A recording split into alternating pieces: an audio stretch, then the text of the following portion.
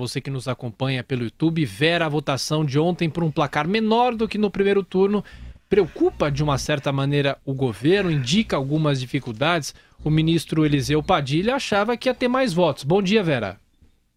Bom dia, Thiago. Bom dia a todos no estúdio. Bom dia aos ouvintes da Jovem Pan. Pois é, ele chegou a falar isso e você lembra que eu duvidei, né? Falei, ele tá confiante demais. Eu acho que um placar de 7 votos, Thiago, não muda muita coisa. 7 votos para mais ou para menos, dá mais ou menos na mesma. Mesmo porque esses 7 votos não foram concentrados em nenhum partido, o que indicaria aí sim um problema para o governo, uma dificuldade maior, uma rebelião localizada. Eles foram bastante pulverizados. O PSB, por exemplo, que tinha sido o partido mais infiel no primeiro turno, continuou o mais infiel agora. Tinham sido 10 votos contrários, agora foram 9 e uma abstenção, o que dá na mesma. O PPS, que tem o Ministério da Defesa, tinha votado dividido, votou de novo dividido. Algumas pessoas que não tinham comparecido na primeira votação compareceram agora, e alguns eram de oposição, por isso aumentou um pouco o placar contrário, e alguns que tinham participado na primeira não foram agora, por isso o governo perdeu alguns votos.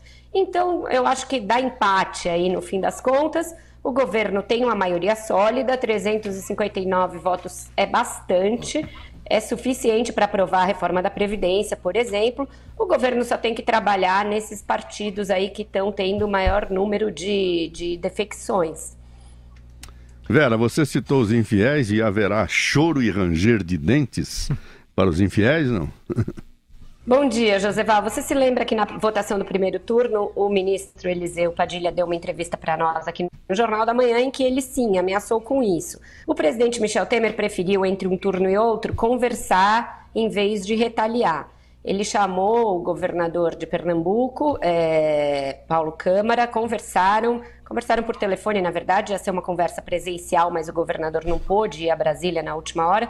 Conversaram por telefone, o governador falou das dificuldades deles ali, eleitorais inclusive, porque enfrentavam o PT, mas ficou tudo mais ou menos na mesma, o placar não mudou. Então a gente não sabe se agora o governo vai partir para aquela retaliação que o ministro chegou a falar para nós aqui, que é o quê? Quem é fiel não pode ter o mesmo tratamento de quem é infiel. Então, isso significa que quem não votou com o governo não vai ter atendido as emendas, não vai ter atendido os cargos. É uma forma de fisiologismo, mas eles estão fazendo as claras e deixando claro que, num governo de coalizão, quem apoia o governo é mais bem tratado do que quem não apoia. Ô Vera, agora a PEC vai para o Senado, o clima lá está muito tenso desde a ação da Polícia Federal na última sexta-feira. Agora, fracassou uma tentativa de reunião hoje entre os 3 poderes. O que vai ser feito para contornar essa crise, hein? Pois é, Thiago, ontem mesmo à noite, depois que a gente terminou o 3 em 1, eu fiquei falando com algumas pessoas, falei com alguns senadores que me diziam já desde ontem que o Renan tinha vetado a presença do ministro da Justiça nessa reunião, Alexandre de Moraes. Ele teria dito que essa era uma reunião entre chefes dos poderes. Não fazia sentido um ministro participar, uma vez que ele não é chefe de poder nenhum. Então, a reunião já tinha subido no telhado.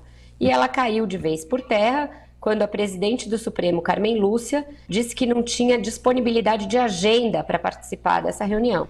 Na verdade, esse é um jeito educado da ministra de dizer que não vai se sentar numa reunião a portas fechadas com, entre outras pessoas, que responde a inquéritos no Supremo, que é o presidente do Senado, Renan Calheiros, e a quem ela tinha respondido num tom muito duro ontem mesmo. Então, na verdade, ela se recusou a fazer parte dessa reuniãozinha de gabinete. Então, o impasse segue. O Renan não baixou o tom. Se você ver as entrevistas dele depois da fala da Carmen Lúcia, ele reitera a coisa do juiz, ele diz que um juiz de primeira instância que ordena uma ação no Supremo não pode ser chamado pelo aumentativo, ele tinha chamado o juiz de juizeco e manteve o tom também contra o ministro da Justiça. Então, esse nó ainda está por ser desatado. Na sexta-feira tem o lançamento do plano de segurança, em que todos devem estar ali na solenidade, pelo menos a ideia do governo é reunir todos em torno da mesma mesa.